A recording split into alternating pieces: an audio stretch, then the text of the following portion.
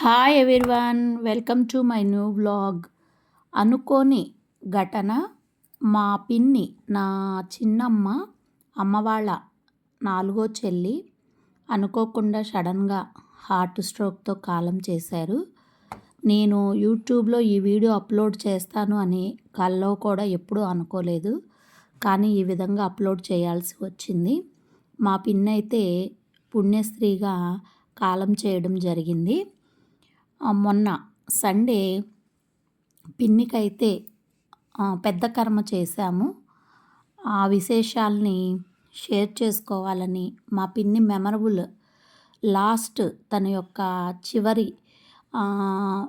Function అనుకోండి, programme అనుకోండి, ఏదైనా సరే ఒక గుర్తుగా అయితే ఉండాలని నేనైతే ఈ వీడియో చేయడం జరిగింది.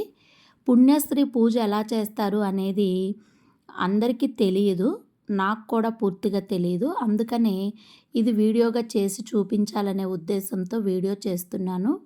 పుణ్యశ్రీగా కాలం చేసిన వారికి పెద్ద కర్మ రోజు మనమైతే వివాహానికి ఎలా అయితే పసుపు కొడతామో ఆ మాదిరిగా రోలుకి తోరణం కట్టి, నాలుగు వైపులా తాంబూలం పెట్టి, ముత్తైదువుల చేత 5 పసుపు కొమ్ములు చొప్పున ప్రతి ఒక్కళ్ళు కూడా పోటేసి పసుపునైతే కొట్టి, ఆ పసుపుతోనే పుట్టినింటి వారి 11 చేటలు, మెట్టినింటి వారి 11 చేటలు, 22 చేటలనైతే శుభ్రంగా కడిగిన తర్వాత ఇప్పుడు చూపిస్తున్న విధంగా పసుపు రాసి బొట్లు పెట్టుకోవాలి.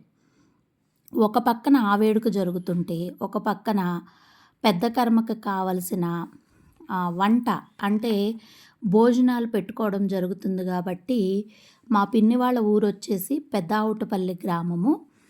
పెద్దావుటపల్లిలో మొత్తం కూడా ఒక 800 నుంచి 1000 మంది లోపు ఆ రోజు మొత్తానికి కూడా భోజనాలు పెట్టుకోవడం జరిగింది. నాన్ వెజ్ కర్రీస్తో భోజనాలు పెట్టారు. ఇప్పుడు మీరు చూస్తున్న విధంగా విసన్నపేట నుంచి ముషరఫ్ వంటాళ్ళు అయితే వంట చేయడానికైతే వచ్చారు.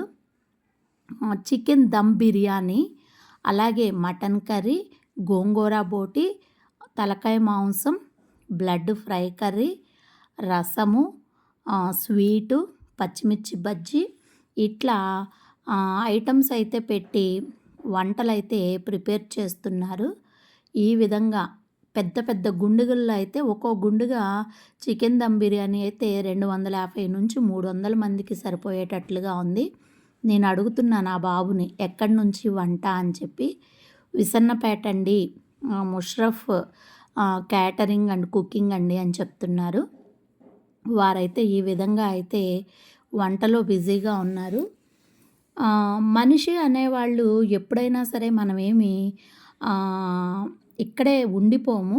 ఏదో ఒక రోజు మనం కంపల్సరీ ఎవరమైనా సరే కాలం చేయాల్సిందే. కానీ ఆ కాలం చేసే దానిలో కూడా చిన్న చిన్న అచ్చట్లు ముచ్చట్లు అంటారు కదా, అలాంటివి తీరితే ఆ సంతోషం వేరుగా ఉంటుంది. మా పిన్నికైతే పెద్ద వయసు ఏమీ లేదండి, 56 ఇయర్స్. మా పిన్ని 10th క్లాస్ చదివింది.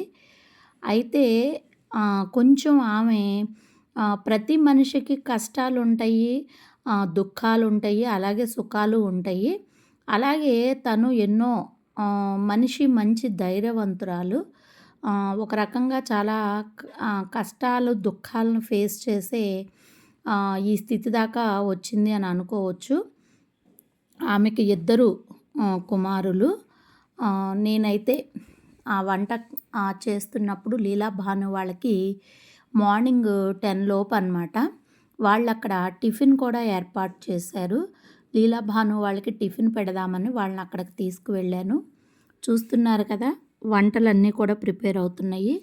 పల్లెటూరులోకి వచ్చేసేటప్పటికి అక్కడ కొంతమందికి పెద్ద పెద్ద దొడ్డిలు అంటారనమాట. అంటే ఏంటంటే దొడ్లు అంటే ఒక 10 సెంట్లు 15 సెంటుల్లో చూస్తున్నారు కదా, చుట్టూ చక్కగా పారి పెట్టేసుకుని అలా ఉంచేసుకుంటారనమాట. అలాంటి వాళ్ళది ఒక ప్లేస్ తీసుకుని అక్కడైతే వంటలు భోజనాలు పెట్టుకోవటానికి ప్రిపేర్ చేస్తున్నారు.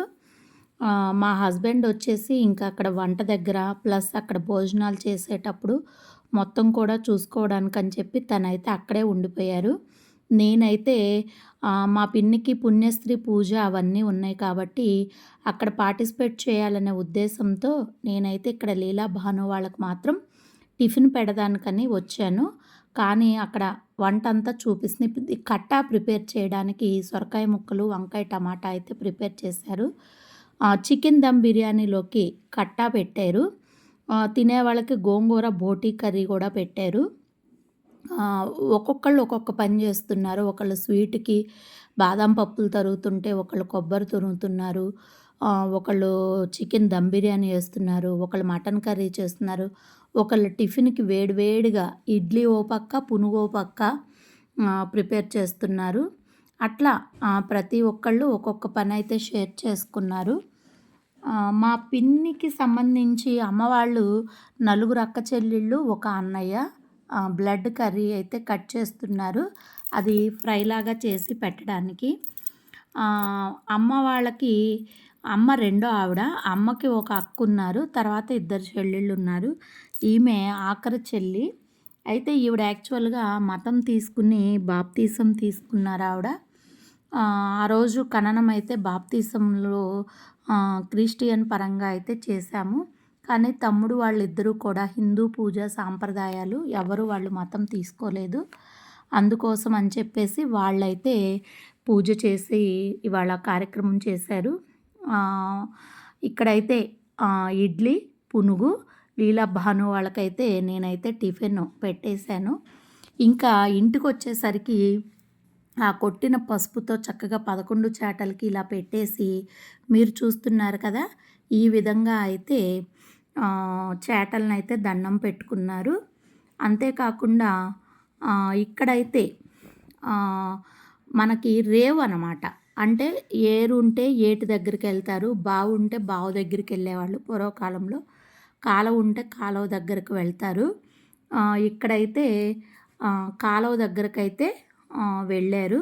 చూశారు కదా! ముత్తైదువులందరూ కూడా బ్యాండ్ మేళం అంటే సన్నాయి మేళంతో మనం పెళ్ళికి ఎలా జరుపుతామో అలా బ్యాండ్ మేళంతో అయితే మనం ఈ వస్తువులన్నీ తీసుకువెళ్ళాం. ఇంటికి పెద్ద కోడలు పటం దగ్గర పూజ చేసి కొబ్బరికాయ కొడుతున్నారు. అలాగే పుట్టినింటి వాళ్ళ దగ్గర నుంచి వాళ్ళ అన్నయ్య భార్య, వాళ్ళ వదిన కూడా పూజా కార్యక్రమంలో అయితే పాల్గొన్నారు. ఈ విధంగా అయితే పూజ అయితే చేయడం జరుగుతుంది. ఈ పూజకి అక్కడ ఉన్న కాలువ అనమాట పెద్దావుటపల్లిలో. ఇలా వచ్చిన మహిళలందరూ కూడా ఆ పూజ అంతా కూడా వీక్షిస్తున్నారు. వచ్చిన మహిళలకి చక్కగా పసుపు కాళ్ళకి రాసి, బొట్టు పెట్టి, గంధం రాసి వాళ్ళనైతే చక్కగా పూజ మొత్తం చూడటానికైతే కూర్చున్నారు. అంతేకాకుండా వీళ్ళందరికీ కూడా పుణ్యశ్రీ పూజకి సంబంధించి తాంబూలము, గాజులు, పువ్వులు అట్లా అన్నీ కూడా ఇవ్వాలి. అయితే ఇక్కడ వాయినాలు అట్ల తద్దికి మనం వాయినాలు తీర్చుకుంటాం కదా! ఆ వాయినాలు ఎవరికైతే తీరినాయో ఆ మహిళలు మాత్రమే ఇక్కడ వాయినాలు అందుకోవాలి. మా అమ్మగారు కూర్చున్నారు. మా పిన్ని వాళ్ళ మనవరాలు, పెద్ద మనవరాలు, చిన్న కొడుకు బిడ్డ. నేను మీ అందరికీ కూడా ఈ వీడియోని అందించాలని నేనైతే ఈ వీడియో చేస్తున్నాను. ఈ విధంగా అయితే అందరం కూర్చుని పూజ అయితే చూస్తున్నారు. నేను అందరికీ చెప్తున్నాను, వీడియో తీస్తున్నావు మాకు పంపిస్తావా అంటే, మీకొక్కళ్ళకి పర్సనల్గా పంపించడం కాదు, మాకు యూట్యూబ్ ఛానల్ ఉంది దానిలో పెడతాను, అందరూ చూడండి అంటే మీ ఛానల్ పేరేంటి అని అడుగుతున్నారు.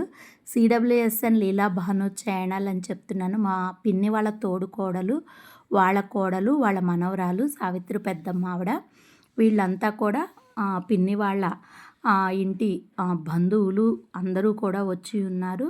వీళ్ళందరూ కూడా పూజ వేడుకలు అయితే పాల్గొన్నారు. మనకి పెద్ద కర్మ రోజు పుణ్యస్త్రీగా పూజ చేస్తే మనం పెళ్ళికి ఎంతైతే వేడుక చేసుకుంటామో అంత వేడుకగా అయితే జరిగింది. చూశారు కదా! ఇలా మనం 11 చేటల్ని పెట్టుకుని ఇలా వాయనం అయితే అందుకోవాలి. పూజారి గారు చెప్తున్నారనమాట.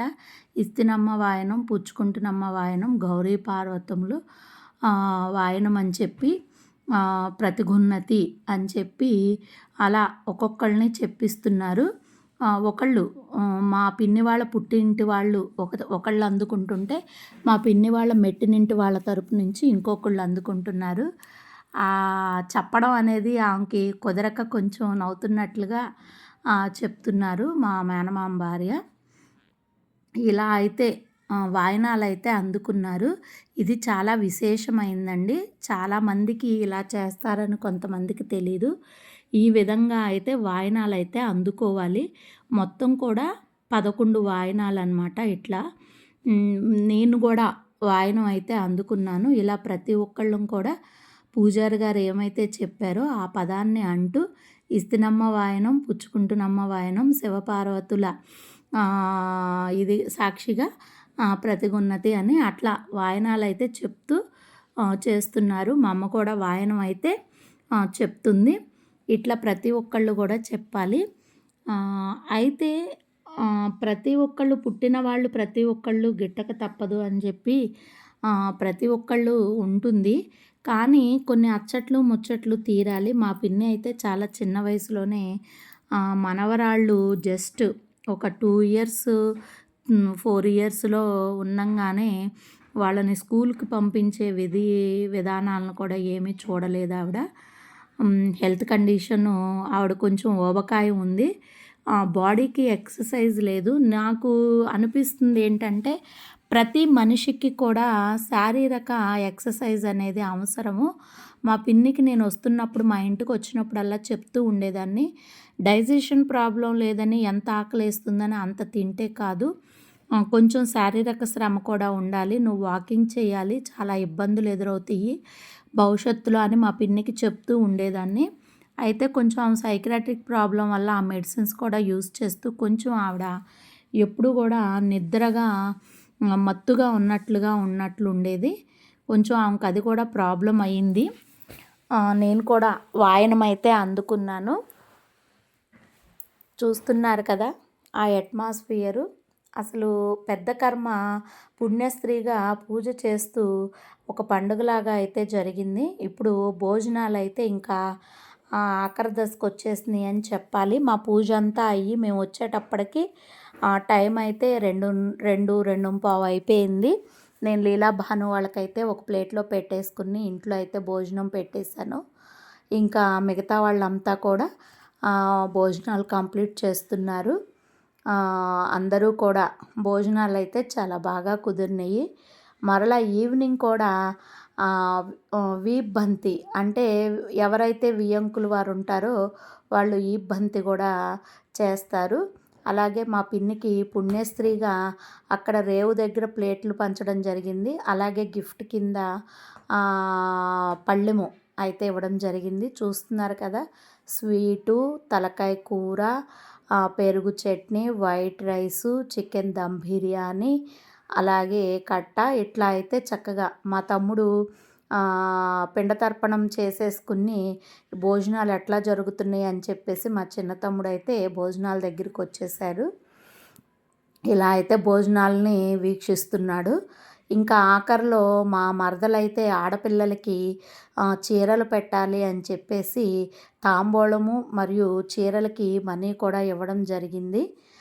చూశారు కదా పెద్దావుటపల్లిలో మరీదు వాణి కుమారి మా పిన్ని. ఆవిడైతే పుణ్యశ్రీగా కాలం చేశారు. ఆమెకి ఆదివారం రోజు జరిగిన పెద్ద కర్మని మీ అందరికీ వీడియో అందించడం కోసం అయితే వీడియో చేశాను. మా పెద్ద మరదలు, చిన్న మరదలు దీపిక, హరిత అయితే పాల్గొన్నారు. మా వీడియో నచ్చినట్లయితే లైక్ చేయండి, షేర్ చేయండి, సబ్స్క్రైబ్ చేయండి. Thank you.